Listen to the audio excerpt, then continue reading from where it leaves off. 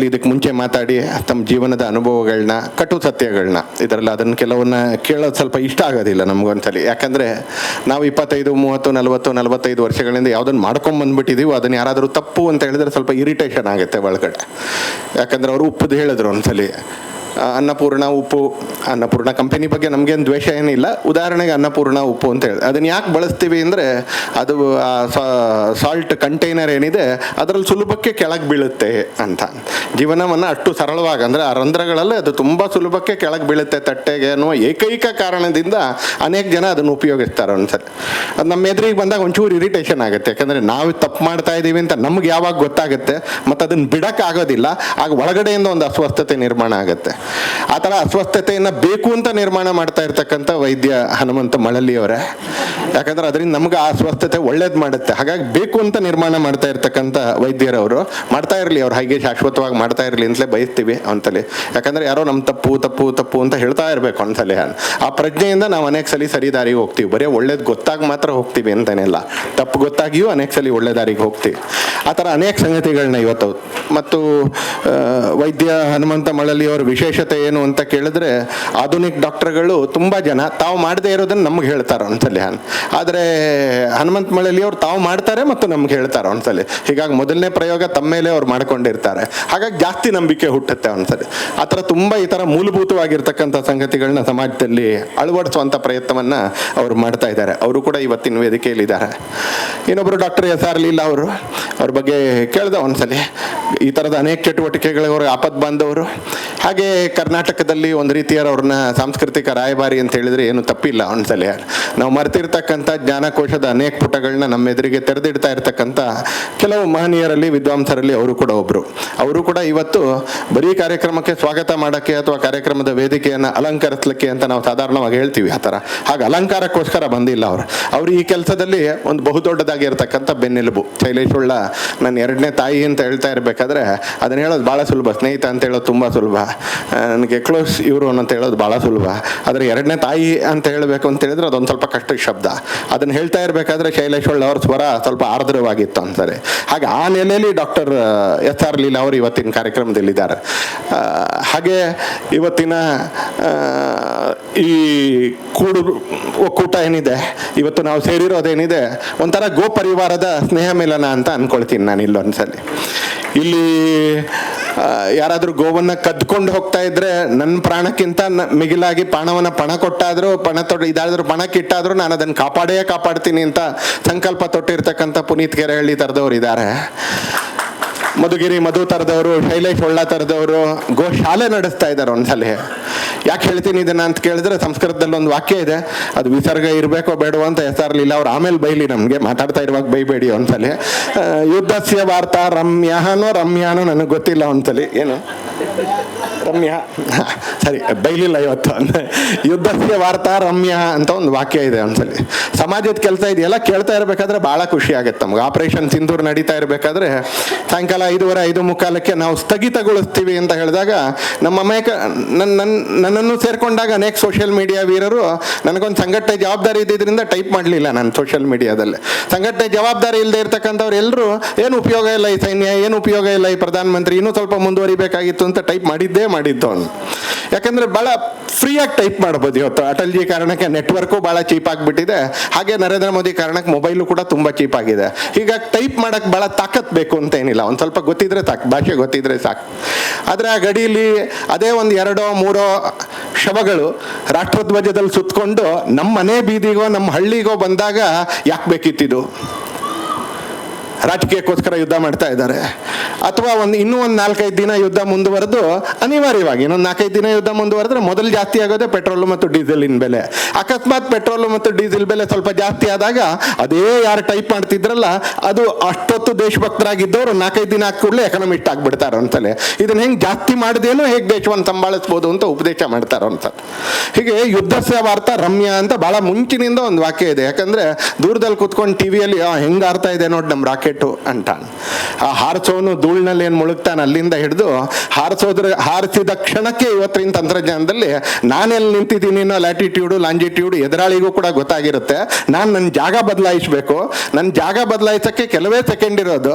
ಅಕಸ್ಮಾತ್ ಬದಲಾಯಿಸಿದೆ ನಾನು ಹಿಂಗೆ ಆನಂದ ಪಡ್ತಾ ಇದ್ರೆ ವಾಪಸ್ ಒಂದು ಕ್ಷಿಪಣಿ ಅದು ಬಂದು ನನ್ನ ಹೊಡೆಯುತ್ತೆ ಅನ್ನೋ ಅರಿವು ನಮ್ಗೆ ಇಲ್ಲಿ ಟೈಪ್ ಮಾಡೋರ್ಗೆ ಅನೇಕ ಸಲ ಗೊತ್ತಾಗಲ್ಲ. ಹಾಗಾಗಿ ಆ ವಾಕ್ಯ ಉಟ್ಕೊಂಡಿರ್ತಕ್ಕಂಥದ್ದು ಯುದ್ಧಸ್ಯ ವಾರ್ತಾ ರಮ್ಯ ಅಂತ. ನನಗೆ ಪುನೀತ್ ಕೆರೆಹಳ್ಳಿಗೆ ಮದುವೆ ಆಗಿದೆಯೋ ಇಲ್ವೋ ಅಂತ ಗೊತ್ತಿಲ್ಲ ನನಗೆ. ಒಂದ್ಸಲಿ ಶೈಲೇಶ್ ಒಳ್ಳೆ ಅವ್ರಿಗೆ ಕೇಳಿದೆ ಅನ್ಸಡೆ, ಅದೇನು ಅದು ಆಸಕ್ತಿ ವಿಷಯ ಅಲ್ಲ, ಒಂದು ವಾಕ್ಯಕ್ಕೋಸ್ಕರ ಕೇಳಿದೆ ನಾನು. ಶೈಲೇಶ್ ಒಳ್ಳೆ ಥರದವ್ರನ್ನ, ಹನುಮಂತರಾವ್ ಮಳಲಿ ಥರದವ್ರನ್ನ ಭಾಳ ಖುಷಿ ಆಗುತ್ತೆ ನಮ್ಗೆ ಅವ್ರನ್ನ ನೋಡಿದಾಗ. ಅವ್ರನ್ನ ಕಟ್ಕೊಂಡಿರೋರು ತಾಪತ್ರಯ ನೋಡಿದ್ರೆ ನಮ್ಗೆ ಅಂದಾಜು ಆಗಬೇಕು ಅನ್ಸಲ್ಲ. ನಮ್ಮಲ್ಲಿ ಅನೇಕರು ರಜೆಗಳಲ್ಲಿ ಗೋವಾಕ್ಕೆ ಹೋಗಿದ್ದೀವಿ, ನಮ್ಮಲ್ಲಿ ಅನೇಕರು ರಜದಲ್ಲಿ ನಾವು ಡೆಹ್ರಾಡೂನ್ಗೆ ಹೋಗಿದ್ದೀವಿ, ನಮ್ಮಲ್ಲಿ ಅನೇಕರು ರಜದಲ್ಲಿ ಸಿಕ್ಕಿಮ್ಗೆ ಹೋಗಿದ್ದೀವಿ, ಅರುಣಾಚಲ್ ಪ್ರದೇಶದಲ್ಲಿ ಹೋಗಿದ್ದೀವಿ. ಕಳೆದ 9 ವರ್ಷದಲ್ಲಿ ಗೋಶಾಲೆ ಆದಮೇಲೆ ಗೊತ್ತಿಲ್ಲ ನನಗೆ, ನಾನೇನು ವೆರಿಫೈ ಮಾಡಿಲ್ಲ. ಬಹುಶಃ ಶೈಲೇಶ್ ಹೊಳ್ಳ ಅವರ ಮನೆಯವರು ಗೀತಾ ಅವರಿಗೆ ರಜದಲ್ಲಿ ಎಲ್ಲಿಗೆ ಹೋಗೋದು ಟ್ರಿಪ್ಪು ಅಂತ ಕೇಳಿದ್ರೆ ಉಳಿದವರೆಲ್ಲರೂ ಗೋವಾಕ್ಕೆ ಹೋದರೆ ಅವ್ರು ಶೃಂಗೇರಿಯಲ್ಲಿ ಕೊಪ್ಪದಲ್ಲಿ ಗೋಶಾಲೆಗೆ ಹೋಗ್ತಾರೆ ಅನ್ಸುತ್ತೆ. ಅವ್ರಿಗೆ ಗೊತ್ತಿದ್ರೆ ಕಷ್ಟ ಏನು ಅಂತ. ಪ್ರತಿ ತಿಂಗಳು ಹುಲ್ಲಿಗೆ ಹಣ ಕೊಡಬೇಕು ಅಂತ ಹೇಳಿದಾಗ ಅವತ್ತು ಶೈಲೇಶ್ ಹೊಳ್ಳ ಎಷ್ಟು ಚೆನ್ನಾಗಿ ಮಾತಾಡಿದ್ರು. ಇವತ್ತು ಶೈಲೇಶ್ ಹೊಳ್ಳ ಪುಸ್ತಕ ಎಷ್ಟೊಂದು ಬರೆದಿದ್ದಾರೆ ಅಂತ ಖುಷಿಯಲ್ಲಿರ್ತಕ್ಕಂಥ ನಮಗೆ ಶೈಲೇಶ್ ಹೊಳ್ಳ ಪ್ರತಿ ತಿಂಗಳು ಹುಲ್ಲಿಗೆ ಅಂತ ಹಣ ಕೊಡಬೇಕಾದಾಗ ಅವಾಗ ಏನು ಕಚ್ಚುತ್ತೆ, ಎಷ್ಟು ಸಮಸ್ಯೆ ಆಗುತ್ತೆ ಅನ್ನೋದು ನಮ್ಗೆ ಅನೇಕ ಸಲ ಗೊತ್ತಾಗೋದಿಲ್ಲ ಅಂತಲೇ. ಆ ಥರದ ಮಧುಗಿರಿ ಮಧು ಇಲ್ಲಿದ್ದಾರೆ, ಶೈಲೇಶ್ ಹೊಳ್ಳ ಇದ್ದಾರೆ, ಅವರುಗಳು ಕೂಡ ಇಲ್ಲಿದ್ದಾರೆ. ಗೋವನ್ನ ಒಂದು ಎಕನಾಮಿಕಲಿ ವಯಬಲ್, ಎಕನಾಮಿಕಲ್ ಪ್ರಾಣಿ ಅಲ್ಲ ಅನ್ಸಲೆ, ಎಕನಾಮಿಕಲಿ ವಯಬಲ್ ಮಾಡಬೇಕು ಅನ್ಸಲೆ. ಇಲ್ದಿದ್ರೆ ನಾವು ಏನು ಆದರ್ಶ ಹೇಳಿದ್ರು ಆಗಲ್ಲ ಇವತ್ತಿನ ಜಗತ್ತಲ್ಲಿ. ಯಾಕಂದ್ರೆ ಇಲ್ಲಿರೋ ಎಲ್ಲರೂ ಕೂಡ ಬೇಜಾರು ಮಾಡ್ಕೋಬೇಡಿ, we are ruled by economy ಅನ್ಸಲೆ. ಒಳಗೆ ನಿಮ್ಗೆ ಅಸ್ವಸ್ಥತೆ ಕ್ರಿಯೇಟ್ ಆದರೆ ಆಗಲಿ ಅನ್ನೋದಕ್ಕೋಸ್ಕರ ಇನ್ನೊಂದ್ಸಲಿ ಹೇಳ್ತೀನಿ, ವಿ ಆರ್ ಎಕನಾಮಿಕಲಿ ಅನಿಮಲ್ ಅಲ್ದಿದ್ರು we are become economically conscious ಅನ್ಸಲ್ಲ. ಎಲ್ಲಿವರೆಗೆ ಗೋವನ್ನು ನಾವು ಸಾಯೋವರೆಗೆ ಅಲ್ದಿದ್ರು ಕಾಪಾಡ್ಕೊಳ್ಳುವಷ್ಟಾದರೂ ಅದು ಎಕನಾಮಿಕಲಿ ವಯಬಲ್ ಆಗೋದಿಲ್ವಾ, ಮಾಡೋದಿಲ್ವಾ, ಅಲ್ಲಿವರೆಗೆ ಗೋ ಸಂರಕ್ಷಣೆ ಅನ್ನೋದು ಕಾನೂನಿಂದ ಮಾಡೋಕ್ಕಾಗೋದಿಲ್ಲ ಅನ್ಸಲೆ. ಇದಕ್ಕೆ ಯಾರಿಗಾದ್ರೂ ಬೈಬೇಕು ಅಂತ ಅನ್ಸಿದ್ರೆ ಈಗಲೇ ಎದ್ದು ಬೈಬೋದು, ನನಗೇನು ತೊಂದರೆ ಇಲ್ಲ, ಈಗಲೇ ಎದ್ದು ಬೈಬೋದು ಅನ್ಸಲಿ. ಎಲ್ಲಿವರೆಗೆ ಎಕನಾಮಿಕಲಿ ಅದು ವಯಬಲ್ ಆಗೋದಿಲ್ವೋ ಬಹುತೇಕ ಸಾವಿನವರೆಗೆ, ಅಲ್ಲಿವರೆಗೆ ನಮ್ಮ ರೈತ ಅದನ್ನ ಮಾರೋದನ್ನ ತಡೆಯಕ್ಕೆ ನಮ್ಮ ಕೈಲಿ ಯಾರಿಗೂ ಸಾಧ್ಯ ಇಲ್ಲ. ನಾವೇನ್ ಮಾಡ್ತೀವಿ ಅದೊಂದು ಸಿಂಬಾಲಿಕ್ ಆಗಿರ್ತಕ್ಕಂಥದ್ದು. 500 ದನಕ್ಕೆ, 100 ದನಕ್ಕೆ, 60 ದನಕ್ಕೆ, 80 ದನಕ್ಕೆ ನಾವು ಸಿಂಬಾಲಿಕ್ ಆಗಿ ಮಾಡ್ತಾ ಇರ್ತಕ್ಕಂಥದ್ದು. ಉತ್ತರ ಪ್ರದೇಶದ ಬೀದಿಗಳಲ್ಲಿ 8.5 ಲಕ್ಷ ಬೀಡಾಡಿ ದನಗಳು ಓಡಾಡ್ತಾ ಇದ್ದಾವೆ ಅನ್ಸಲಿ. 8.5 ಲಕ್ಷ ಬೀಡಾಡಿ ದನಗಳು. ಪ್ರತಿ ಚುನಾವಣೆ ಸಂದರ್ಭದಲ್ಲಿ ಅದೊಂದು ಚುನಾವಣೆ ಇಶ್ಯೂ ಅನ್ಸಲಿ. ಯಾವ ಸರ್ಕಾರ ಇರುತ್ತೋ ಅವ್ರ ಸರ್ಕಾರದ ಮೇಲೆ ಅನ್ಸಲಿ. ಇದಕ್ಕೆಲ್ಲ ಒಂದು ಕಡೆ ನಾವು ಉತ್ತರ ಕಂಡುಕೊಳ್ಬೇಕು. ಇದಕ್ಕೆ ಉತ್ತರ ಕಂಡುಕೊಳ್ಳಿಲ್ಲ ಅಂತ ಹೇಳಿದ್ರೆ ಒಂದ್ಸಲಿ ನಾವು ಬರೀ ಆಶೀರ್ವಾದ ಮಾಡಿದ್ರೆ ಆಗ ನನ್ನ ಆಶೀರ್ವಾದ ಆಗೋದಿಲ್ಲ. ಒಂದ್ಸಲಿ ಆಶೀರ್ವಾದದಿಂದ ಮನಸ್ಸಿಗೆ ಒಂದು ನೆಮ್ಮದಿ ಸಿಗುತ್ತೆ, ಆದರೆ ಆಶೀರ್ವಾದದಿಂದ ಹುಲ್ಲು ಬರೋದಿಲ್ಲ, ಆಶೀರ್ವಾದದಿಂದ ಆ ಶೆಡ್ ಕಟ್ಟಕ್ಕೆ ಒಂದು ಹಣ ಬೇಕಲ್ಲ, ಅದು ಬರೋದಿಲ್ಲ ಅನ್ಸಲಿ. ಹಾಗೆ ಗೋವನ್ನ ಎಕನಾಮಿಕಲಿ ವಯಬಲ್ ಮಾಡ್ಬೇಕು ಯಾವಾಗಲೂ ಅಷ್ಟೇ ಅನ್ಸಲಿ. ಅಪ್ಪ ಅಮ್ಮನೇ ಬದುಕಿಡಿ ನಮ್ಗೆ ಹೇಗೆ ದುಡ್ಡು ಕೊಡ್ತಾ ಇರೋಕ್ಕಾಗೋದಿಲ್ವಾ, ಯಾವಾಗಲೂ ಒಂದ್ಸಲಿ ನಮ್ಮ ಕಾಲ ಮೇಲೆ ನಾವು ನಿಂತ್ಕೊಳ್ಬೇಕು. ನಮ್ಮ ಕಾಲ ಮೇಲೆ ನಾವು ನಿಂತ್ಕೊಳ್ಬೇಕು ಅಂತ ಇಲ್ದೇನೆ ಇದ್ದಂಥ ನಮ್ಮ ಸಮಾಜದಲ್ಲಿ ಇವತ್ತು ಹೆಣ್ಮಕ್ಳಿಗೂ ಅನ್ಸುತ್ತೋ ನಮ್ಮ ಕಾಲ ಮೇಲೆ ನಾವು ನಿಂತ್ಕೋಬೇಕು ಅಂತ. ಹಾಗೆ ಗೋವು ಅಂತಕ್ಕಂಥ ವ್ಯವಸ್ಥೆಯು ಯಾವುದೋ ಒಂದು ಹಂತದಲ್ಲಿ ಬಹುತೇಕ ಕೊನೆಯವರೆಗೆ, ಒಂದು ಸ್ವಲ್ಪ ದಿನ ಬೇರೆ ಇರ್ಬೋದು, ಬಹುತೇಕ ಕೊನೆಯವರೆಗೆ ನಾವು ಅದನ್ನು ಎಕನಾಮಿಕಲಿ ವಯಬಲ್ ಮಾಡಲೇಬೇಕು ಅಂತಲೇ. ಆ ಥರ ಅದನ್ನು ಎಕನಾಮಿಕಲಿ ವಯಬಲ್ ಮಾಡೋ ದೃಷ್ಟಿಯಿಂದ ಪ್ರಾಡಕ್ಟು, ಎಕನಾಮಿ ಈ ಥರದ ಅನೇಕ ಕೆಲಸಗಳನ್ನ ಮಾಡ್ತಾ ಇರ್ತಕ್ಕಂಥ GB ಕೃಷ್ಣ ಥರದವರು ಕೂಡ ಇಲ್ಲಿದ್ದಾರೆ ಅಂತ. ಹಾಗೆ ನಾನು ಆಗಲೇ ಹೇಳಿದೆ, ಡಾಕ್ಟರ್ SR ಲೀಲಾ ಅವ್ರು ಆಪತ್ತು ಬಂದವರು ಅಂತಲೇ. ಶೈಲೇಶ್ ಹೊಳ್ಳ ಅಂತವ್ರಿಗೆ ಇನ್ನೆಲ್ಲೂ ತಿರುಗಿ ನೋಡೋಕೆ ಇಲ್ಲದೆ ಇರಬೇಕಾದ್ರೆ ಎಲ್ಲಿ ತಿರುಗಿ ನೋಡಬೇಕು, ಸ್ವಾಗತಕ್ಕೆ ಮಾತ್ರ ಅಲ್ಲ ಎಲ್ಲದಕ್ಕೂ ಅಂತಲೇ. ಆ ಎಲ್ಲದಕ್ಕೂ ಅಂತ ನಾನೇನು ವಿವರಣೆ ಕೊಡೋಕ್ಕೆ ಹೋಗೋದಿಲ್ಲ. ಆ ಥರದ ಆಪತ್ತು ಬಂದವರು SR ಲೀಲಾ ಥರದವರು, ಇನ್ನು ಅನೇಕ ಜನ ಹಿತೈಷಿಗಳು ಕೂಡ ನೀವು ಇವತ್ತಿನ ಕಾರ್ಯಕ್ರಮದಲ್ಲಿದೆ. ಬೆಂಗಳೂರಿನಲ್ಲಿ ಈ ಥರದೊಂದು ಕಾರ್ಯಕ್ರಮ ಮಾಡೋದು ಎಷ್ಟು ಕಷ್ಟ ಅಂತ ಸದಾ ಕಾರ್ಯಕ್ರಮಗಳನ್ನ ಆಯೋಜನೆ ಮಾಡ್ತಕ್ಕಂಥ ನನಗೆ ಭಾಳ ಚೆನ್ನಾಗಿ ಗೊತ್ತು ಅಂತಲೇ. ಕಾರ್ಯಕ್ರಮ ಆಯೋಜನೆ ಮಾಡೋದು ಅಷ್ಟು ಸುಲಭ ಅಲ್ಲ. ನಾನು ಶೈಲೇಶ್ ಹೊಳ್ಳ ಅವರಿಗೆ ಕೇಳಿದೆ ಒಂದ್ಸರಿ ಮಾತಾಡ್ತಾ ಎಲ್ಲಿಂದ ಬಂದಿದ್ದಾರೆ ಇವ್ರು ಇಷ್ಟೊಂದು ಜನ ಅಂತ ಹೇಳಿ. ನಾನು ಒಳಗೆ ಬರಬೇಕಾದ್ರೂ ಅಂದ್ಕೊಂಡು ಬಂದೆ ಒಂದ್ಸರಿ, ಯಾರಿಗೋ ಫೋನ್ ಮಾಡಿ ಬಂದಿದ್ದೆ, ಒಂದು ಪುಟ್ಟ ಕಾರ್ಯಕ್ರಮಕ್ಕೆ ಹೋಗ್ತಾ ಇದ್ದೀನಿ, ಮುಗಿದ ಮೇಲೆ ಸಿಗ್ತೀನಿ ಅಂತ ಹೇಳಿ ಬಂದಿದ್ದೆ ಒಂದ್ಸರಿ. ಒಳಗೆ ಬರ್ತಾ ಇರುವಾಗ ನನಗೆ ಆಶ್ಚರ್ಯ ಆಯಿತು ಒಂದ್ಸರಿ, ಇಷ್ಟೊಂದು ಜನ ಬಂದಿದ್ದೀರಿ ಅಂತ. ಸಾಂಕೇತಿಕವಾಗಿ ಬಕ್ರೀದ್ ದಿನಾನೇ SR ಲೀಲಾ ಅವರು ಸ್ವಲ್ಪ ಸಂಕೋಚದಿಂದ ಪೀಸ್ ಲವರ್ ಅಂತೆಲ್ಲ ಹೇಳಿದ್ದಾರೆ ಒಂದ್ಸಲ. ಯಾವ ಸಂಕೋಚ ಇಲ್ಲದೆ ಹೇಳ್ತೀನಿ, ಸಾಂಕೇತಿಕವಾಗಿ ಇವತ್ತು ಬಕ್ರೀದ್ ದಿನಾನೇ ಈ ಕಾರ್ಯಕ್ರಮ ಮಾಡ್ತಾ ಇತ್ತು. ಯಾಕಂದರೆ ಗೋವು ಅಂತ ಹೇಳಿದ್ರೆ ಹಿಂದೂ, ಗೋವು ಅಂತ ಹೇಳಿದ್ರೆ ಭಾರತ, ಬೇಕು ಅಂತ ಅದನ್ನು ಕಡಿಬೇಕು ಅಂತ ಇವತ್ತು ಕಡಿಯಲಾಗುತ್ತೆ ಅಂತಲೇ. ಯಾಕಂದರೆ ಮಾಂಸಕ್ಕೆ ಗೋವೇ ಬೇಕು ಅಂತೇನಿಲ್ಲ, ಮಾಂಸಕ್ಕೆ ಇನ್ನೂ ಅನೇಕ ಪ್ರಾಣಿಗಳಿದ್ದಾವೆ ಅಂತಲೇ. ಯಾವುದು ಮನುಷ್ಯನ ಬದುಕಿನಲ್ಲಿ ಕೃತಜ್ಞತೆಯ ಭಾವವನ್ನು ನಿರ್ಮಾಣ ಮಾಡಿಲ್ವೋ ಅಂತ ಇನ್ನೂ ಅನೇಕ ಸಂಗತಿಗಳು ಮಾಂಸಕ್ಕೆ ಅದೇ ಜನಗಳು ಉಪಯೋಗಿಸ್ತಾರೆ ಅಂತಲೇ. ಆದರೆ ಬೇಕು ಅಂತ ಗೋವನ್ನು ಹತ್ಯೆ ಮಾಡ್ತಾರೆ. ಯಾಕಂದರೆ ಗೋವು ಅನ್ನೋದು ಭಾರತ, ಗೋವು ಅನ್ನೋದು ಹಿಂದೂ, ಅದಕ್ಕೆ ಗೋವು ಅನ್ನೋದು ಪ್ರಾಣಿ ಅಲ್ಲ. ಆಪರೇಷನ್ ಸಿಂಧೂರ್ನಲ್ಲಿ 27 ಜನ ಏನು ಸತ್ರು, ಸಾಯಿಸಲಾಯಿತು, ಹತ್ಯೆ ಮಾಡಲಾಯಿತು. ಅವ್ರನ್ನ ಹತ್ಯೆ ಮಾಡಿದ್ದು ಒಂದೇ ಒಂದು ಕಾರಣಕ್ಕೆ, ಅವರು ಹಿಂದೂ ಮತ್ತು ಭಾರತೀಯ ಅನ್ನೋ ಕಾರಣಕ್ಕೋಸ್ಕರ. ಹುಡುಕಿ ಹೆಸರು ಕೇಳಿದರು. ಹೆಸರಿನಲ್ಲಿ ಸಂಶಯ ಬಂದರೆ ಕಲಿಮಾದ ಪಠಣ ಮಾಡಿ ಅಂತ ಹೇಳಿದ್ರು. ಕಲಿಮಾ ಪಟ್ಟಣದಲ್ಲೂ ಅಕಸ್ಮಾತ್ ಮೋಸ ಮಾಡ್ತಾರೆ ಅಂತ ಅಂಗಗಳನ್ನ ಪರೀಕ್ಷೆ ಮಾಡಿ ಅವ್ರನ್ನ ಕೊಲ್ಲಾಯಿತು. ವೈ ದೇವರ್ ಹಿಂದೂಸ್, ಅವರು ಹಿಂದೂ ಅನ್ನೋ ಕಾರಣಕ್ಕೋಸ್ಕರ ಹತ್ಯೆ ಆಯಿತು. ಹಾಗೆ ಗೋವು ಹತ್ಯೆ ಆಗೋದು ಮಾಂಸ ಅಂತಲ್ಲ. ತುಂಬ ಜನ ತರ್ಕ ಇಡ್ತಾರೆ ನಮ್ಮವರು ಗೊತ್ತಿರ್ತಕ್ಕಂಥವ್ರು, ಇಲ್ಲ ಸ್ವಲ್ಪ ಚೀಪ್ ಅಂತ ಅನ್ಸಲೆ. ನನಗೆ ಗೊತ್ತಿಲ್ಲ, ಮಾರ್ಕೆಟ್ ಗೊತ್ತಿರ್ತಕ್ಕಂಥವ್ರಿಗೆ ಅದು ಗೊತ್ತಿರುತ್ತೆ. ಅದು ಚೀಪ್ ಅಲ್ಲ ಅನ್ಸತ್ತೆ. ತಿಳ್ಕೊಂಡು ಅನೇಕರ ಹತ್ರ ಕೇಳಿ ಹೇಳ್ತೇನೆ, ಚೀಪಲ್ಲ, ಅದಕ್ಕಿಂತ ಚೀಪಾಗಿರ್ತಕ್ಕಂಥದ್ದು ಇದೆ. ಹಾಗಾದರೆ ಗೋ ಅನ್ನೋ ಸಂಹಾರ ಯಾಕೆ ನಡೆಯುತ್ತೆ?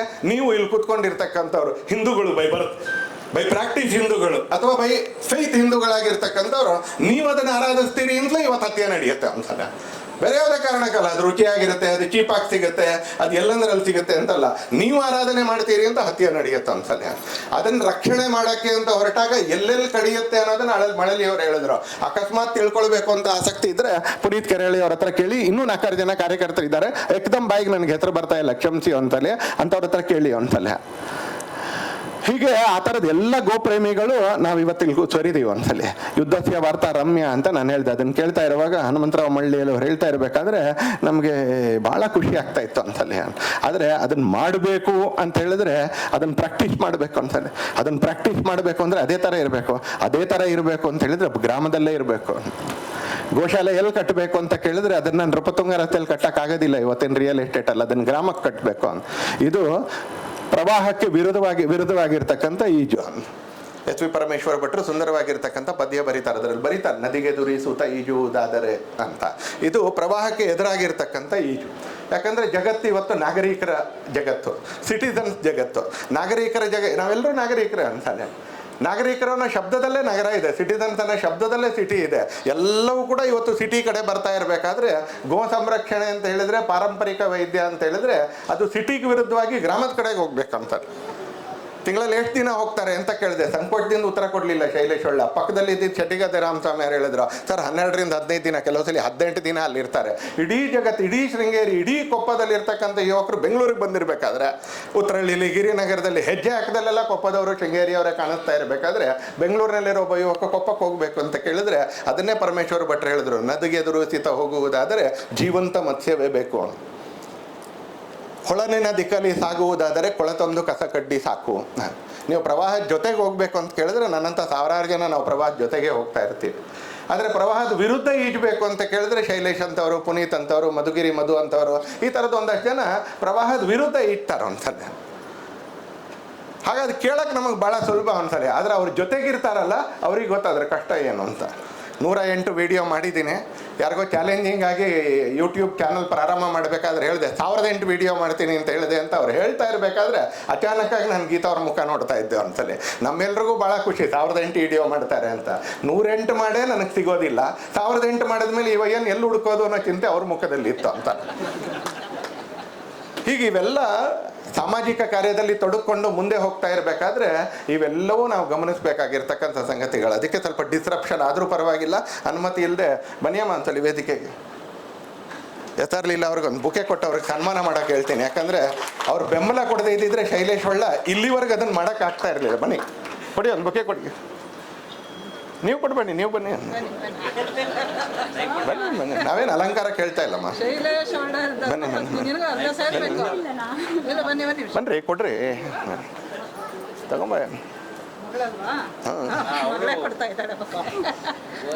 ಬನ್ನಿ ಮುಂದೆ, ನೀವು ಮುಂದೆ ಬನ್ನಿಲ್ಲ. ಇಲ್ಲ ಅವ್ರು ಮುಂದೆ ಬರ್ತಾನಾಗ ಒಂದ್ಸರಿ ಒಂದು ದೊಡ್ಡ ಚಪ್ಪಾಳೆ ಹೊಡೀರಿ ಅಂತ ನಾನು ಹೇಳಿದೆ. ಹನುಮಂತ ಮಳಲಿ ಮದುವೆ ಆಗೋರಿಗೆ, ಶೈಲೇಶ್ ಒಳ್ಳಾಗ ಮದುವೆ ಆಗೋರಿಗೆ, ಪುನೀತ್ ಕೆರಳಿ ಮದುವೆ ಆಗಿದ್ದಾರೆ ಇಲ್ಲೋ ಗೊತ್ತಿಲ್ಲ. ಸುಲಭ ಅಲ್ಲ ಅದು, ಸುಲಭ ಅಲ್ಲ ಅಣ್ಣ. ಬನ್ನಿ ಬೇಡ, ಸುಲಭ ಅಲ್ಲ ಅದು ಒಂದ್ಸಲ. ಯಾಕಂದರೆ 8-8:15 ಇನ್ನೂ ಬರಲಿಲ್ಲ ಅಂದರೆ ನನ್ನ ಪಕ್ಕದಲ್ಲಿರೋ ಕಾರ್ಯಕರ್ತರಿಗೆ ಭಾಳ ಸಲ ಫೋನ್ ಬರುತ್ತೆ. ಎಷ್ಟು ಸಲ ಹೇಳ್ಬೇಕು 8 ಗಂಟೆ ಒಳಗೆ ಮನೆಗೆ ಬನ್ನಿ ಅಂತ ಬರ್ತಾ ಇರುತ್ತೆ ಒಂದ್ಸಲಿ ಫೋನು. ಕೆಲವು ಸಲ ಅವ್ರಿಗೆ ವಾಲ್ಯೂಮ್ ಕಡಿಮೆ ಮಾಡ್ಕೊಳ್ಬೇಕು ಅಂತ ಗೊತ್ತಾಗೋದಿಲ್ಲ. ಅದು ದುರಾದೃಷ್ಟ ಅವ್ರದ್ದು. ಕಾರಲ್ಲಿ ಸೌಂಡು ಇರೋದಿಲ್ಲ, ಗಾಜು ಹಾಕಿರೋದ್ರಿಂದ ನಮಗೂ ಕೇಳಿಸ್ತಾ ಇರುತ್ತೆ ಬೈಸ್ಕೊಳ್ತಾ ಇರಬೇಕಾದ್ರೆ. ಏನೂ ತಪ್ಪಿಲ್ಲ ಅದರಲ್ಲಿ. ನಾನು ಆ ಬೈಗಳನ್ನು ಟೀಕೆ ಮಾಡ್ತಾ ಇಲ್ಲ ಒಂದ್ಸಲಿ, ಆದರೆ ಆ ಬೈಗಳು ಸಹಜವಾಗಿರ್ತಕ್ಕಂಥ ಜೀವನ ಒಂದ್ಸಲಿ, ಆ ಅಪೇಕ್ಷೆ ಕೂಡ ಸಹಜವಾಗಿರ್ತಕ್ಕಂಥ ಜೀವನ, ಆ ಬದುಕು ಕೂಡ ಅತ್ಯಂತ ಸಹಜವಾಗಿರ್ತಕ್ಕಂಥ ಬದುಕು. ಆದರೆ ಅದಕ್ಕೆ ವಿರುದ್ಧ ಬದುಕಬೇಕು ಅಂತಾದರೆ ಎಂಟೆದೆ ಬೇಕು ಒಂದ್ಸಲಿ, ಎಂಟದೆ ಬೇಕು. ಬರೀ ಆದರ್ಶ ಇದ್ರೆ ನಡೆಯಲ್ಲ, ಹೇಳ್ತೀನಿ ಒಂದ್ಸಲಿ.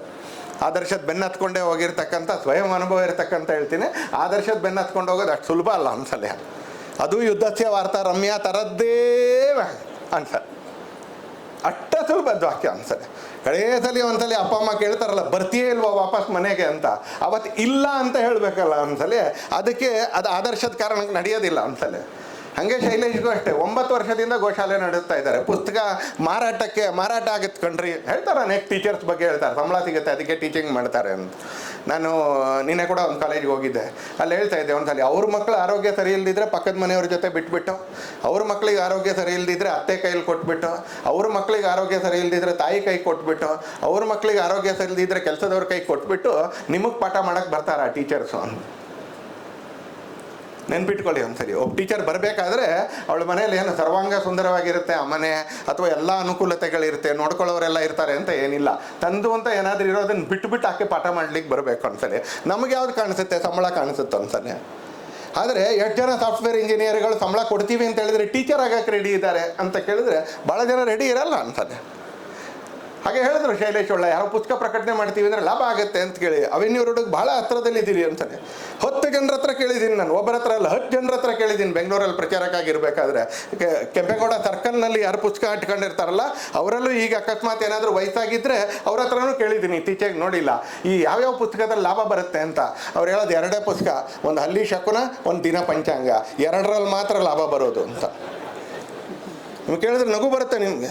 ಎಸ್ ಎಲ್ ಭೈರಪ್ಪನವ್ರ ಪುಸ್ತಕ ಪ್ರಿಂಟ್ ಮಾಡಿದ್ರೆ ಲಾಭ ಬರಲ್ಲ, ಶಿವರಾಮ್ ಕಾರಂತರ ಪುಸ್ತಕ ಪ್ರಿಂಟ್ ಮಾಡಿದ್ರೆ ಲಾಭ ಬರಲ್ಲ, ಮೋದಿ ಬಗ್ಗೆ ಪುಸ್ತಕ ಪ್ರಿಂಟ್ ಮಾಡಿದ್ರೆ ಲಾಭ ಬರಲ್ಲ ಅಂದ. ನಾನು 10ಕ್ಕಿಂತ ಜಾಸ್ತಿ ವ್ಯಾಪಾರಿಗಳ ಹತ್ರ ನಾನು ಕೇಳಿದ್ದೀನಿ, ಯಾರೋ ಕೇಳಿದ್ದನ್ನು ನಿಮ್ಗೆ ಹೇಳ್ತಾ ಇಲ್ಲ, ಅಥವಾ ಯೂಟ್ಯೂಬಲ್ಲ ಸೋಷಿಯಲ್ ಮೀಡಿಯಾದಲ್ಲಿ ನಿಮ್ಗೆ ಹೇಳ್ತಾ ಇಲ್ಲ, ನಾನು ಕೇಳಿದ್ದೀನಿ ಸೆಕೆಂಡ್ ಹ್ಯಾಂಡ್ ಪುಸ್ತಕ ತಗೊಳ್ಬೇಕಾದ್ರೆ ಇದರಿಂದ ಬದುಕು ನಡೆಯುತ್ತಾ ಅಥವಾ ಬದುಕು ನಡೆಯೋಕ್ಕೆ ಇನ್ನೇನಾದರೂ ಇದೆಯಾ ನಿಮ್ಮ ಹತ್ರ ಅಂತ. ಎಲ್ಲರೂ ಹೇಳಿದ್ದಾರೆ 2, ಹಳ್ಳಿ ಪಂಚಾಂಗ, ದಿನ ಪಂಚಾಂಗ, 2 ಹಳ್ಳಿ ಶಕುನ, ದಿನ ಪಂಚಾಂಗ, ಇದು 2ರಿಂದ ನಡೆಯುತ್ತೆ.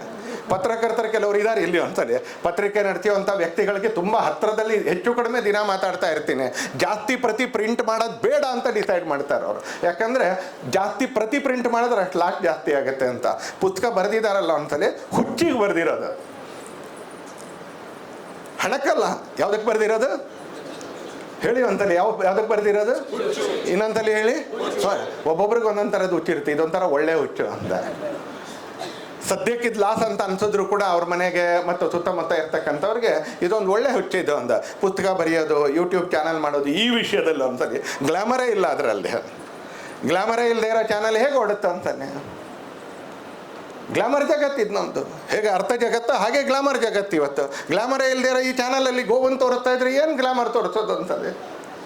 ಹಾಗಾಗಿ ಅದನ್ನು ನಡೆಸಬೇಕು ಅಂತ ಹೇಳಿದ್ರೆ ಹುಚ್ಚಿಲ್ದಿದ್ರೆ ನಡೆಸೋಕ್ಕಾಗಲ್ಲ ಅಂತ ಅನೇಕ ಹುಚ್ಚರು ಇವತ್ತಿನ ಕಾರ್ಯಕ್ರಮದಲ್ಲಿ ಇದ್ದಾರೆ ಅಂತಲೇ. ಮತ್ತು ನೆನ್ಪಿಟ್ಕೊಳ್ಳಿ, ಅಂಥ ಹುಚ್ಚರಿಂದೇ ಸಮಾಜ ನಡೀತಾ ಇರುತ್ತೆ ಅಂತ. ಸಮಾಜದಲ್ಲಿ 3 ಥರದ ವ್ಯಕ್ತಿಗಳು ಇರ್ತಾರೆ ಅಂತ ಹೇಳ್ತಾರೆ. ಒಂದಷ್ಟು ಡೆನಿಸನ್ಸ್ ಇರ್ತಾರಂತೆ. ಸೋಷಿಯಾಲಜಿ ಶಬ್ದಗಳಿದೆ, ಇಂಗ್ಲೀಷಿನ ಶಬ್ದಗಳು ಅಂತ. ಯಾರು ಅವತ್ತಿನ ಬಗ್ಗೆ ಮಾತ್ರ ಯೋಚನೆ ಮಾಡ್ತಾರೋ ಅವ್ರನ್ನ ಡೆನಿಸನ್ಸ್ ಅಂತ ಕರೀತಾರೆ, ಇರ್ತಾರೆ ಸಮಾಜದಲ್ಲಿ. 2ನೇ ಸಿಟಿಸನ್ಸು ಒಂದ್ಸಲಿ ಭಾಳ ದೊಡ್ಡ ಸಂಖ್ಯೆಯಲ್ಲಿ ಇವತ್ತಿದ್ದಾರೆ. ಅವರು ಬರೀ ಇವತ್ತಿನ ಬಗ್ಗೆ ಅಲ್ಲ, ನಾಳೆ ಬಗ್ಗೆನೂ ಯೋಚನೆ ಮಾಡ್ತಾರೆ, ಮುಂದಿನ ಬಗ್ಗೆನೂ ಯೋಚನೆ ಮಾಡ್ತಾರೆ. ಆದರೆ ಯಾರು ನಾಳೆ ಬಗ್ಗೆ ಯೋಚನೆ ಮಾಡ್ತಾರೆ, ಯಾರು ಮುಂದಿನ ಬಗ್ಗೆ ಯೋಚನೆ ಮಾಡ್ತಾರೆ ಅಂತ ಕೇಳಿದ್ರೆ ತನ್ನ ಸ್ವಂತದ ನಾಳೆ ಬಗ್ಗೆ ಯೋಚನೆ ಮಾಡ್ತಾರೆ, ತನ್ನ ಸ್ವಂತದ ಮುಂದಿನ ಬಗ್ಗೆ ಯೋಚನೆ ಮಾಡ್ತಾರೆ. ಅವ್ರು ಇದ್ದಾರೆ, ದೊಡ್ಡ ಸಂಖ್ಯೆಯಲ್ಲಿ ಇದ್ದಾರೆ. ಅವ್ರನ್ನ ಸಿಟಿಸನ್ಸ್ ಅಂತಲೇ ಕರೆದ್ರು. ನೆನ್ಪಿಟ್ಕೊಳ್ಳಿ, ನಗರ ಅನ್ನೋದು ಎಷ್ಟು ದಾರುಣವಾಗಿರ್ತಕ್ಕಂಥ ವ್ಯವಸ್ಥೆ ಅನ್ನೋದನ್ನು ಅರ್ಥ ಮಾಡ್ಕೊಳ್ಬೇಕು ಒಂದ್ಸಲಿ. ಅವ್ರನ್ನ ಸಿಟಿಸನ್ಸ್ ಅಂತಲೇ ಕರೆದ್ರು. ಅವ್ರಿಗೆ ನಾಳಿನ ಚಿಂತೆ ಇರುತ್ತೆ, ಅವ್ರಿಗೆ ಭವಿಷ್ಯದ ಚಿಂತೆ ಇರುತ್ತೆ. ಆದರೆ ಯಾರ ನಾಳಿನ ಚಿಂತೆ ಇರುತ್ತೆ, ಯಾರ ಭವಿಷ್ಯದ ಚಿಂತೆ ಇರುತ್ತೆ ಅಂತ ಕೇಳಿದ್ರೆ ನನ್ನ ನಾಳಿನ ಚಿಂತೆ ಇರುತ್ತೆ, ನನ್ನ ಭವಿಷ್ಯದ ಚಿಂತೆ ಇರುತ್ತೆ ಅಂತಾನೆ. ಅದಾದಮೇಲೆ 3ನೇದನ್ನು ಸೋಷಿಯಾಲಜಿಸ್ಟ್ಗಳು ಕರೀತಾರೆ. ಸೈಂಟಿಫಿಕ್ ವಾಕ್ಯ ಇದು, ಸಮಾಜಶಾಸ್ತ್ರದ ವೈಜ್ಞಾನಿಕ ಶಬ್ದಗಳಿವು. Sons and daughters of the soil ಅಂತ ಕರೀತಾರೆ. ಒಂದು ಸ್ವಲ್ಪ ಜನ ಇರ್ತಾರೆ ಅಂತ. ಯಾವುದೇ ಸಮಾಜ ಮತ್ತು ಯಾವುದೇ ದೇಶ ತುಂಬ ದೀರ್ಘಕಾಲ ಬದುಕಬೇಕು ಅಂತಾದರೆ ಈ 3ನೇ ವರ್ಗದ ಒಂದು ಸೈಜಬಲ್ ಪ್ರೆಸೆನ್ಸ್ ಇರಬೇಕು. Sons and daughters of the soil sizeable presence ಇರಬೇಕು. ಅದು ಕಡಿಮೆ ಆದಾಗ ದೇಶ ಕುಗ್ಗುತ್ತೆ, ಅದು ಹೆಚ್ಚಾದಾಗ ದೇಶ ವಿಜೃಂಭಿಸುತ್ತೆ ಒಂದ್ಸಲ. ದೇಶಕ್ಕೊಂದು ಗುಣ ಅಂತ ಇರಲ್ಲ, ಯಾರು ಬದುಕ್ತಾರೋ ಅದೇ ಅದ್ರ ಗುಣ ಒಂದ್ಸಲ. ಹಾಗೆ ಸನ್ಸ್ ಆ್ಯಂಡ್ ಡಾಟರ್ಸ್ ಆಫ್ ಸೊಸೈಲ್ ಹೆಚ್ಚಾದಾಗ ಒಂದ್ಸಲ ಆಗ ದೇಶ ಕೂಡ ವಿಜೃಂಭಣಕ್ಕೆ ಶುರು ಆಗುತ್ತೆ ಅಂತ. ಅದನ್ನೇ ಜಯದೇವರು ಹೇಳಿದ್ರು, ನೀನು ಮರ ಆಗು, ನಿನ್ನ ಕೆಳಗಡೆ 10 ಹುಲ್ಲು ಹುಟ್ಟಬೇಕು, 10 ಗಿಡಗಳು ಹುಟ್ಟಬೇಕು ಅಂತ ಶೈಲೇಶ್ ಒಳ್ಳಂಗೆ ಹೇಳಿದ್ರು. ಯಾಕಂದರೆ ಇದು ಒಬ್ಬರು ಮಾಡೋ ಕೆಲಸ ಅಲ್ಲ ಅಂತ. ಒಬ್ರು ಮಾಡ್ತಾ ಇರಬೇಕು, ಆದರೆ ಮಾಡ್ತಾ ಇರಬೇಕಾದ್ರೆ ಇನ್ನು ಉಳಿದವ್ರಿಗೆ ಮಾಡೋಕ್ಕೆ ಸ್ಪೇಸ್ ಕೊಡಬೇಕು, ಎನ್ಕರೇಜ್ ಕೊಡಬೇಕು, ಮುಂದೆ ತಳ್ಳಬೇಕು, ಅವ್ರನ್ನ ಮುಂದೆ ದುಡಬೇಕು ಅಂತಲೇ ಅವ್ರ ಹಿಂದ್ಗಡೆ ಒಂದು ಅಭಯವಾಗಿರ್ತಕ್ಕಂಥ ಹಸ್ತ ಇಟ್ಕೊಂಡಿರ್ಬೇಕಂತ. ಇವತ್ತು ಆ ಥರ ಮಾಡ್ತಾ ಇರ್ತಕ್ಕಂಥ ತುಂಬ ಜನ ನಾವು ಒಟ್ಟಿಗೆ ಬಂದಿದ್ದೀವಿ ಅಂತ. ಗೋ ಸಂರಕ್ಷಣೆ ಅಂತಕ್ಕಂಥದ್ದು, ಗೋ ಸಂವರ್ಧನೆ ಅನ್ನೋದು ಯಾವುದೋ ಒಂದು ಹಂತದಲ್ಲಿ ಗೋ ಸಂರಕ್ಷಣೆ ಅನ್ನೋದೊಂದು ಇಶ್ಯೂ ಅಲ್ಲದೆ ಗೋ ಸಂವರ್ಧನೆ ಮಾತ್ರ ನಮ್ಮ ಇಶ್ಯೂ ಆಗಬೇಕು ಅಂತಲ್ಲಿ ಸದ್ಯ ಭವಿಷ್ಯದಲ್ಲಿ ಅಂತಲೇ. ಯಾವಾಗ ಯಾರೋ ನಮಗೋಸ್ಕರ ತುಂಬ ಜನ ಕೇಸ್ ಹಾಕಿಸ್ಕೋತಾ ಇರೋಕ್ಕಾಗೋದಿಲ್ಲ ಅಂತಲೇ, ಅವ್ರದ್ದು ಅಂತ ಒಂದು ಬದುಕಿದೆ, ಅವ್ರು ಇನ್ನೂ ಕೆಲವು ಒಳ್ಳೆ ಕೆಲಸಗಳನ್ನ ಮಾಡಬೇಕು. ಯಾವುದೋ ಒಂದು ಹಂತದಲ್ಲಿ ಗೋ ಸಂರಕ್ಷಣೆ ಅನ್ನೋದೊಂದು ಇಶ್ಯೂನೇ ಅಲ್ಲ, ಗೋ ಸಂವರ್ಧನೆಯೇ ಇಶ್ಯೂ ಆಗಬೇಕು ಅನ್ನುವಂಥದ್ರ ಕಡೆಗೆ ಹೆಜ್ಜೆ ಹಾಕಬೇಕು ಅನ್ನುವಂಥ ಆಕಾಂಕ್ಷೆಯಿಂದ ಇವತ್ತು ತುಂಬ ಜನ ಇಲ್ಲಿ ಬಂದಿದ್ದೀರಿ ಅಂತಲೇ. ತುಂಬ ಜನ ಇಲ್ಲಿ ಬಂದಿದ್ದೀರಿ. ಇಲ್ಲಿ ಬಂದಿರೋರೆಲ್ಲರೂ ಈ ಕೆಲಸದ ಬಗ್ಗೆ ಪ್ರೀತಿ ಇಟ್ಟು, ಹಾಗೆ ಇದನ್ನು ಮಾಡ್ತಾ ಇರೋರ ಬಗ್ಗೆ ಪ್ರೀತಿ ಇಟ್ಟು ನಾವು ಇಲ್ಲಿ ಬಂದಿದ್ದೋ. ನನಗೆ ಇಲ್ಲಿ ನಿಂತ್ಕೊಳ್ಳೋಕೆ, ನಿಮ್ಮ ಎದುರಿಗೆ ನಿಂತ್ಕೊಳ್ಳೋಕ್ಕೆ ಝೀರೋ ಅರ್ಹತೆ ಈ ವಿಷಯದ ಬಗ್ಗೆ ಹೇಳ್ತೀನಿ. ಶೈಲೇಶ್ ಒಳ್ಳ ಮಾಡ್ತಾ ಇರೋ ಕೆಲಸದ ಬಗ್ಗೆ ನನಗಿರ್ತಕ್ಕಂಥ ಅಗಾಧವಾಗಿರ್ತಕ್ಕಂಥ ಗೌರವ ಬಿಟ್ಟು, ಇಲ್ಲಿರ್ತಕ್ಕಂಥ ತುಂಬ ಜನ ಮಾಡ್ತಾ ಇರ್ತಕ್ಕಂಥ ಕೆಲಸದ ಬಗ್ಗೆ ಅಗಾಧವಾಗಿರ್ತಕ್ಕಂಥ ಗೌರವ ಬಿಟ್ಟು, ಇಲ್ಲಿ ನಿಮ್ಮ ಎದುರುಗಡೆ ಕಡೆ ಭಾಷಣ ಮಾಡಲಿಕ್ಕೆ ನನಗೆ ಬೇರೆ ಯಾವ ಅರ್ಹತೆಯೂ ಇಲ್ಲ ಅಂತಾನೆ, ಯಾವ ಅರ್ಹತೆಯೂ ಇಲ್ಲ. ಆ ಗೌರವ ಸಹಕಾರವಾಗಿ ಪರಿವರ್ತನೆಯೂ ಆಗಬೇಕು ಅಂತಾನೆ. ನಾನು ಮೆಚ್ಕೋತೀನಿ, ನಾನು ಅಭಿನಂದಿಸ್ತೀನಿ, ನಾನು ಆಶೀರ್ವಾದ ಮಾಡ್ತೀನಿ, ಮಾಡಬೇಕಿದೆಲ್ಲ. ಇದೆಲ್ಲದಕ್ಕೂ ಬೆಲೆ ಇಲ್ಲ ಅಂತ ನಾನು ಹೇಳೋದಿಲ್ಲ ಅಂತಲೇ, ಇದೆಲ್ಲದಕ್ಕೂ ಬೆಲೆ ಇದೆ ಅಂತ. ಉದಾಹರಣೆ ಶೈಲೇಶ್ ಹೇಳ್ತಾನೆ ಹೇಳಿದ್ರು ಅಂತಲೇ, ನಮ್ಗೆ ಒಳ್ಳೇದಾದಾಗ ನಾವು ಒಂದು ಗೋವನ್ನು ನೆನಪು ಮಾಡ್ಕೊಳ್ತೀವ ಅಂತಲೇ, ಅಟ್ಟನ್ನೇ ಯೋಚನೆ ಮಾಡಿ ಅಂತಲೇ. ಇತ್ತೀಚೆಗೆ ಗುಜರಾತಿದು ಒಂದು ಚಿತ್ರ, ಇತ್ತೀಚೆಗೆ ಏನಾದರೆ ಹಳೆ ಫೋಟೋ ಅಲ್ಲ, ಫೈಲ್ ಫೋಟೋ ಅಲ್ಲ, ಇತ್ತೀಚೆಗೆ ಒಂದು 15 ದಿನದ ಕೆಳಗೆ ಗುಜರಾತಿನ ಒಂದು ಚಿತ್ರ ಹಾಕಿದ್ರು. ಆ ಬರೋಡಾ ಜೈಪುರ್ ಎಕ್ಸ್ಪ್ರೆಸ್ ವೇನಲ್ಲಿ ಹತ್ರ ಒಂದು 600 ದನಗಳ ಜೊತೆ ಒಬ್ಬ ಹುಡುಗ ಎಂದಿನಂತೆ, ಸ್ಟೈಲ್ ಅದು ದನ ಕಾಯೋ ಹುಡುಗರ ಸ್ಟೈಲ್ ಅದು. ಆ ಕಡ್ಡಿನಿಂದ ಹಿಡ್ಕೊಂಡು ಒಂದು 600, ನಾನು ಕೌಂಟ್ ಮಾಡಿದ್ದೀನಿ 600, ನಾನು 600 ಅಂತ ಹೇಳ್ತಾ ಇರಬೇಕಾದ್ರೆ ಅದನ್ನು ಎನ್ಲಾರ್ಜ್ ಮಾಡಿ ಕೌಂಟ್ ಮಾಡಿದ್ದೀನಿ, ಇನ್ನೂ ಒಂದು ಸ್ವಲ್ಪ ಜಾಸ್ತಿ ಇರ್ಬೋದು. ಒಂದು 600 ದನಗಳ ಜೊತೆ ಆತ ಸಾಯಂಕಾಲ ಆಗಿದೆ ಮನೆಗೆ ಹೋಗ್ತಾ ಇದ್ದಾನೆ ಯಾವುದೋ ಗ್ರಾಮಕ್ಕೆ ಅಂತ. ಜಗತ್ತಿನಲ್ಲಿ ಹೇಳಿ ನೀವು ಇನ್ನು ಯಾವುದಾದ್ರೂ ಒಂದು ಪ್ರಾಣಿ ಜೊತೆ ಒಬ್ಬ ಹುಡುಗ 600 ಪ್ರಾಣಿಗಳ ಜೊತೆ ಹೋಗ್ಬೋದು ಅನ್ನೋ ಅಂತ ಉದಾಹರಣೆ ನಿಮ್ಮ ಹತ್ರ ಇದ್ದರೆ ಕೊಡಿ ಅಂತಾನೆ. ಒಂದು ಪ್ರಾಣಿ ಜೊತೆ ಒಬ್ಬ ಸಣ್ಣ ಹುಡುಗ ಸುಮಾರು 12ರಿಂದ 14 ವರ್ಷ ರಾಜಸ್ಥಾನ ಮತ್ತು ಗುಜರಾತ್ಗೆ ಹೋದರೆ ಹಳ್ಳಿಗಳಲ್ಲಿ ನಿಮ್ಗೆ ಈ ದೃಶ್ಯ ಕೊಡುತ್ತೆ. ಗೋ ಸಂವರ್ಧನೆ ಇದೊಂದು ಎಂಡಿಂಗ್ ಪಾಸ್ ಅಲ್ಲ. ಶೈಲೇಶ್ ಒಳ್ಳ ತನಗಾಗ್ತಾ ಇರ್ತಕ್ಕಂಥ ಕಷ್ಟದ ಕಾರಣಕ್ಕೆ ರೋಷದಿಂದ ಹೇಳಿದ್ರು ಅಂತಲೇ. ಆದರೆ ನಾನು ವಿಶ್ವಾಸದಿಂದ ಹೇಳ್ತೇನೆ, ಗ್ರಾಮಗಳಲ್ಲಿ ಇವತ್ತು ಮತ್ತು ಆ ದೃಶ್ಯ ಕಾಣಿಸೋಕೆ ಆರಂಭ ಆಗಿದೆ ಅಂತಲೇ. ದನ ಕಾಯೋದು ಒಂದು ಗೌರವದ ಕೆಲಸ ಆಗ್ತಾ ಇದೆ, ಆರ್ಥಿಕ ವೃತ್ತಿ ಅಲ್ಲ, ಆದರೆ ಒಂದು ಗೌರವದ ಕೆಲಸ ಆಗ್ತಾ ಇದೆ. 600ಕ್ಕಿಂತ ಜಾಸ್ತಿ ದನಗಳನ್ನ ಲೀಡ್ ಮಾಡ್ತಾ ಕುಣ್ಕೊಂಡು ಹಾಡ್ಕೊಂಡು, ಆಮೇಲೆ ಸ್ವಲ್ಪ ಹೊತ್ತಾದ್ಮೇಲೆ ವಿಡಿಯೋನೂ ಬಂತದು, ಕುಣ್ಕೊಂಡು ಹಾಡ್ಕೊಂಡು ಗುಜರಾತಿಲಿ ಅವ್ನು ಕುಣ್ಕೊಂಡು ಬರ್ತಾ ಇದ್ದಾನೆ, ಅವ್ನ ಹಿಂದೆ ಆ ದನಗಳು ಬರ್ತಾ ಇದ್ದ. ಒಂದು ನಾಯಿನ ಸಾಕಕ್ಕೆ 7-8 ಜನ ಪ್ರಯತ್ನ ಪಡ್ತಾರೆ. ಅದಕ್ಕೆ ಸ್ನಾನ ಮಾಡಿಸ್ಬೇಕಾದ್ರೆ ಹೇಳಿದ್ರು ಒಂದ್ಸಲಿ ಹನುಮಂತ ಮಾಳಲಿಯವರು ಅಂತಲೇ, ಏನು ತಪ್ಪಿಲ್ಲ, ಸಾಕಿ ಒಂದ್ಸಲಿ. ಸಾಕ್ತಾ ಇರೋರು ಒಳಗಡೆ ಅಸ್ವಸ್ಥತೆ ನಿರ್ಮಾಣ ಮಾಡ್ಕೊಂಡು ನನ್ನ ಬಗ್ಗೆ ಆಕ್ರೋಶ ಪಡೋಕ್ಕೆ ಅಂತ ಹೋಗಬೇಡಿ, ನಂದು ಅದಕ್ಕೇನೂ ವಿರೋಧ ಇಲ್ಲ ಅಂತಲೇ. ಆದರೆ ನಾನು ಹೇಳ್ತಾ ಇರೋ ಭಾಷೆ ಬೇರೆ, ಅಂದರೆ ವಿಷಯ ಬೇರೆ. ಒಂದು ನಾಯಿನ ಸಾಕಕ್ಕೆ 7-8 ಜನ ಪ್ರಯತ್ನ ಪಡ್ತೀವಿ ನಾವು ಅಂತಲೇ. ಆದರೆ 600ಕ್ಕಿಂತ ಹೆಚ್ಚು ಗೋವನ್ನು ಒಬ್ಬ ಬಾಲಕ ಸಂಭಾಳಿಸ್ತಾನೆ ಅಂತ ಕೇಳಿದ್ರೆ ಅದು ಬಾಲಕನ ಕರ್ತೃತ್ವ ಅಲ್ಲ ಅಂತಲೇ, ಅದು ಗೋವಿನ ಸ್ವಭಾವ ತೋರಿಸುತ್ತೆ ಅಂತಲೇ. ಅದು ಗೋವಿನ ಸ್ವಭಾವ ತೋರಿಸೋದು. ಪೂಜನೀಯ ಸರಸಂಘಚಾಲಕರು ಹೇಳಿದ್ರು ಒಂದು ಬೌದ್ಧಿಕನಲ್ಲಿ 2-2.5 ವರ್ಷದ ಕೆಳಗೆ ಒಂದ್ಸಲಿ, ಯಾರು ಆಗಾಗ ಅಥವಾ ನಿತ್ಯ ಗೋ ಸೇವೆ ಮಾಡ್ತಾರೋ ಅವರು ಹಿಂಸಾಪರ ಮನುಷ್ಯ ಆಗಕ್ಕೆ ಸಾಧ್ಯವೇ ಇಲ್ಲ ಅಂತ ಹೇಳಿದ್ರು ಅಂತ. ಒಂದು ಐಡಿಯಲ್ ವಾಕ್ಯ ಒಂದ್ಸಲಿ ನಾನು ಅವತ್ತೇ ನನ್ನ ಪುಸ್ತಕದಲ್ಲಿ ಗುರ್ತಾಕೊಂಡೆ ಒಂದ್ಸಲಿ. ಹೇಗೆ ಯಾರು ತಾಯಿ ಇದ್ದೋ ಮನೇಲಿ ಯಾರ್ದಾದ್ರೂ ಸೇವೆ ಮಾಡ್ತಾರೋ ಅವ್ರು ಹೊರಗಡೆ ಹೋಗಿ ಹಿಂಸೆ ಮಾಡೋಕ್ಕೆ ಸಾಧ್ಯ ಇಲ್ವೋ, ಹಾಗೆ ಯಾರು ಮನೇಲಿ ಗೋ ಸೇವೆ ಮಾಡ್ತಾರೆ ಆಗಾಗ ಅಥವಾ ದಿನತ್ಯ ಮಾಡ್ತಾರೋ ಅವರು ಹೊರಗಡೆ ಹೋಗಿ ಹಿಂಸೆ ಮಾಡೋಕ್ಕೆ ಸಾಧ್ಯನೇ ಇಲ್ಲ ಅಂತ. ಇವತ್ತು ಒಂದು ಭಾಳ ದೊಡ್ಡ ಸಮುದಾಯ ಬಕ್ರದ ಆಚರಿಸ್ತಾ ಇರ್ತಕ್ಕಂಥವ್ರಿಗೆ ನಾವು ಗೋ ಸೇವೆಗೆ ಹಚ್ಚಬೇಕಾಗಿರ್ತಕ್ಕಂಥ ಕಾಲ ಕೂಡ ನಿಧಾನಕ್ಕೆ ಬರ್ತಾ ಇದೆ. ಕೊಪ್ಪಳದಲ್ಲಿ ಆ ಥರದ ಉದಾಹರಣೆಗಳು ಸಿಗೋಕ್ಕೆ ಆರಂಭ ಆಗಿದ್ದಾವೆ ಅಂತ. ಹೀಗೆ ನಮ್ಮನ್ನು ನಾವು ಒಬ್ಬ ಉತ್ತಮ ಮನುಷ್ಯ ಮಾಡ್ಕೊಳ್ಳೋಕ್ಕೂ ಕೂಡ ಗೋ ಸಂವರ್ಧನೆ, ಗೋಸೇವೆಯಿಂದ ಗೋ ಸಂವರ್ಧನೆಗೆ ಹೋಗ್ಬೇಕು ಹೇಳ್ತೀನಿ ನಾನು. ಇದಕ್ಕೆ ಯಾರ್ದಾದ್ರೂ ಭಿನ್ನ ಮತ ಇದ್ದರೆ ನಾನು ಆ ಭಿನ್ನ ಮತವನ್ನು ಪ್ರಜಾಪ್ರಭುತ್ವದ ಕಾರಣಕ್ಕೆ ಸ್ವೀಕರಿಸ್ತೀನಿ ಅಂತಲೇ. ಆದರೆ ಸ್ಪಷ್ಟವಾಗಿರ್ತಕ್ಕಂಥ ನಿಲುವು ಹೇಳ್ತೀನಿ ನಾನು, ಯಾವುದೋ ಒಂದು ಹಂತದಲ್ಲಿ ಗೋ ಸಂರಕ್ಷಣೆ ಅದು ಗೋಸೇವೆಯಿಂದ, ಗೋ ಸಂರಕ್ಷಣೆಯಿಂದ ಅದು ಗೋ ಸಂವರ್ಧನೆಗೆ ಹೋಗ್ಬೇಕು. ತುಂಬ ದಿನ ಸೇವೆ ಮಾಡ್ತಾ ಇರೋಕ್ಕಾಗಲ್ಲ, ತುಂಬ ದಿನ ಮಾಡ್ತಾ ಇರೋಕ್ಕಾಗೋದಿಲ್ಲ ಅಂತಲೇ. ಪುಣ್ಯಕ್ಕೋಸ್ಕರನೇ ಮಾಡ್ತಾ ಇರೋಕ್ಕಾಗಲ್ಲ, ಬದುಕು ನಡಿಬೇಕಾಗತ್ತೆ ಅಂತಲೇ. ಹಾಗೆ ಆ ಸಂವರ್ಧನೆಯ ಕೆಲಸ ಮಾಡ್ತಾ ಇರ್ತಕ್ಕಂಥವ್ರಿಗೆ ನಮ್ಮೆಲ್ಲರದ್ದು ವ್ಯಾವಹಾರಿಕ ಸಹಕಾರ ಸಿಗುತ್ತಾ ಅನ್ನೋದು ಒಂದು ಪ್ರಶ್ನೆ ಅಂತಲೇ. ಒಂದು ಬೈಲ್ ಅಪ್ಲಿಕೇಶನ್ಗೆ ಏನು ಕೊಡೋದು ಪುನೀತ್? ಏನೋ ಕೊಡಬೇಕಲ್ಲ, ಆಸ್ತಿ ಪತ್ರನೇ, ಶ್ಯೂರಿಟಿ.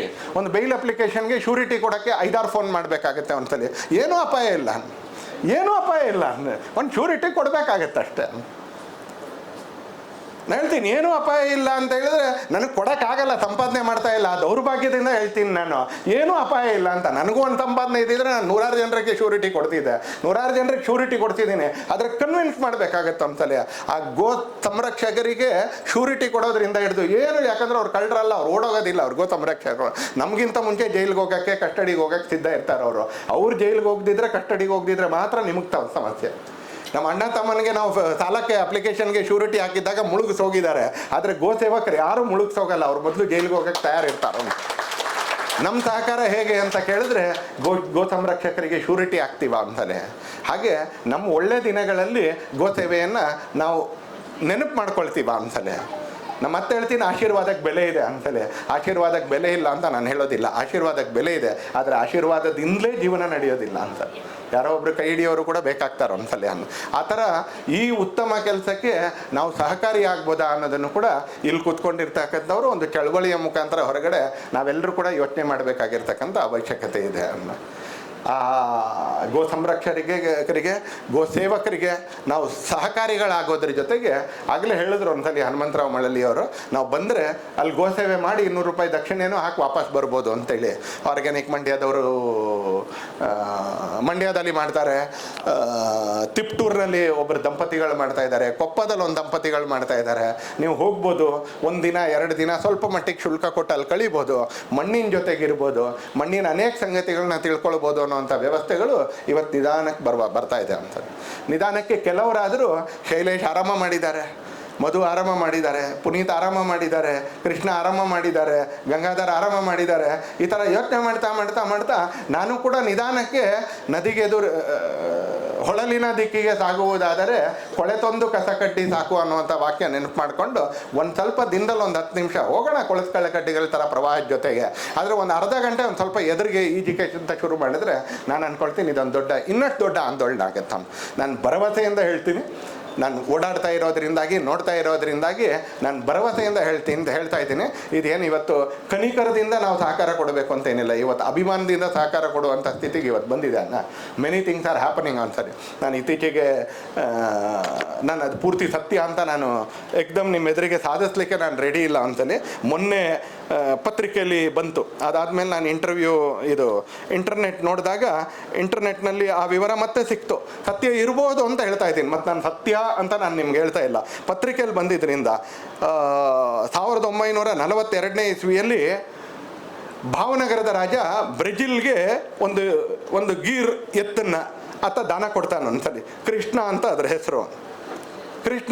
ಹೆಸರು. ಸೆಲ್ಸೋ ಗಾರ್ಸಿಯಾ ಸಿಡ್ ಅಂತಕ್ಕಂಥ ಒಬ್ಬ ದೊಡ್ಡ ಗೋಪಾಲಕನಿಗೆ ಆತ ಕೃಷ್ಣ ಅಂತಕ್ಕಂಥ ಒಂದು ಎತ್ತನ್ನು ಆತ ದಾನ ಕೊಡ್ತಾನೆ ಒಂದ್ಸಲಿ.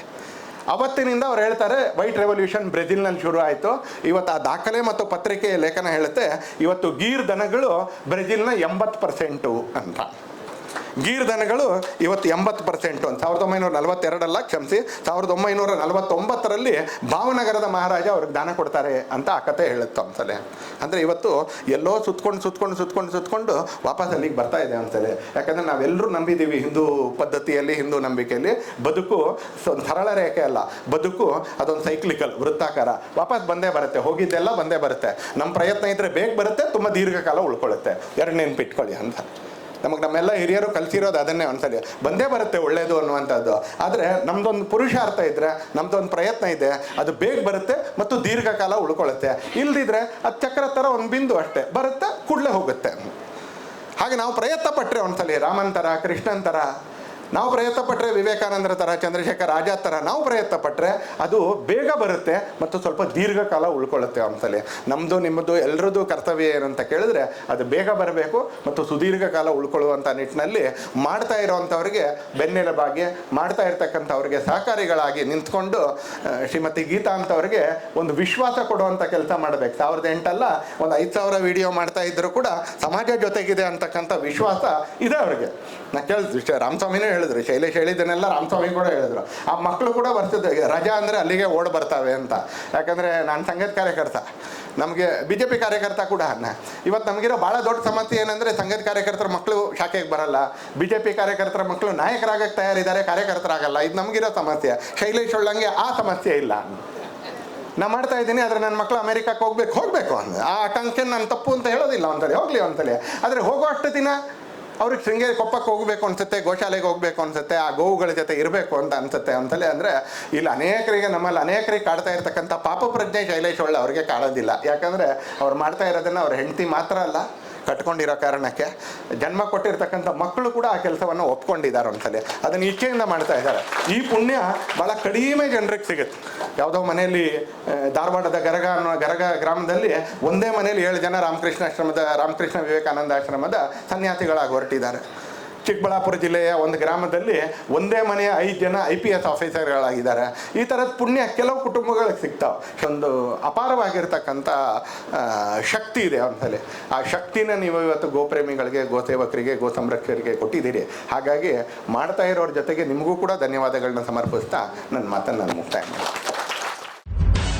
ನಿಖರ ಸುದ್ದಿ, ಸದಭಿರುಚಿಯ ಕಾರ್ಯಕ್ರಮ. ನೀವು ನೋಡ್ತಾ ಇದ್ದೀರಾ ಕಹಳೆ ನ್ಯೂಸ್, ಸಮಾಜದ ಜಾಗೃತಿಗಾಗಿ ವಸ್ತುನಿಷ್ಠ ವರದಿ.